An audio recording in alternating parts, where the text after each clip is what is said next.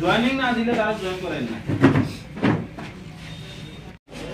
পিছায় রে ভাই, পিছায় একটু। এই দাও নিচে নিচে। গাড়ি আছে সুমো ওই ফুটেজটা লাগেছে। নমস্কার।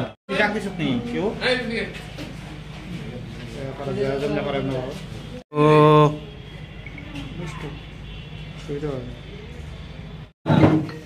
জয়েনিং না দিলে তারা জয়েন করেন না।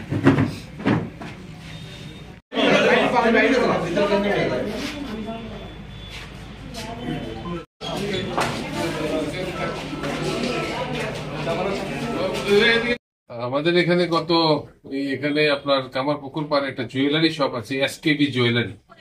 ওর মালিক হচ্ছে মিস্টার স্বপন কুমার বণিক।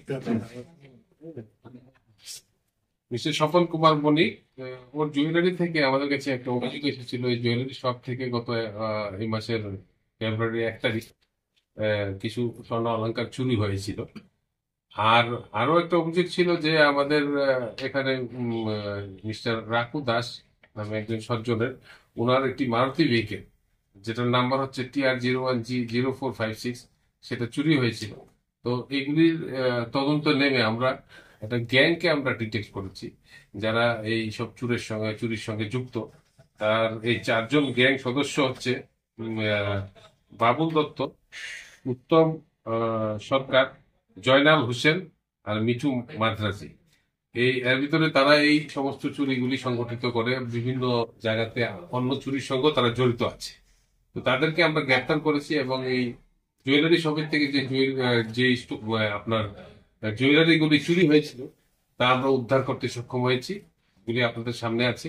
আর গাড়িটাও আমরা রিকভারি করেছি। একটা গাড়িটা আমরা প্রথমে রিকভারি করেছি, পরবর্তী সময় সিসিটিভি ফুটেজের মাধ্যমে আমরা এই ওকে শনাক্ত করেছি।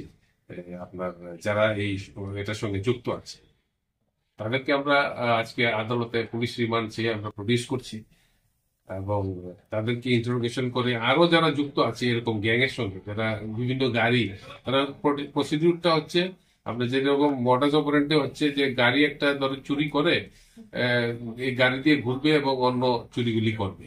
তো গাড়ি দিয়ে ঘুরে চুরি করলে আপনার তাদেরকে সিসিটিভির মাধ্যমে আমরা ডিটেকশন হয় না, আপনার গাড়িটা থাকে অন্য আরেকজনের। আমরা সিসিটিভিতে যে নাম্বারটা থাকবে গাড়ির, এটাতে আপনার তো ওদেরকে আমরা ওদের কাছে পৌঁছতে পারবো। তার জন্য এই ধরনের একটা ইউজ করছে। তার জন্য আমরা গাড়িটাও সক্ষম হয়েছি উদ্ধার করতে এবং চুরের যে মালগুলি চুরি করেছে এগুলি উদ্ধার করতে সক্ষম। তাদের বাড়ি কোথায়? এই একজনের বাড়ি হচ্ছে আপনার ভাটিয়ানগর, জয়নাল হোসেন। এয়ারপোর্ট এলাকাতে বাড়ি আছে একজনের বাড়ি হচ্ছে আপনার এখানে প্রতাপগড়। মাল সহ তাদেরকে কোথায় থেকে আটক করা হয়েছে? বিভিন্ন জায়গা থেকে তারা আটক করেছে।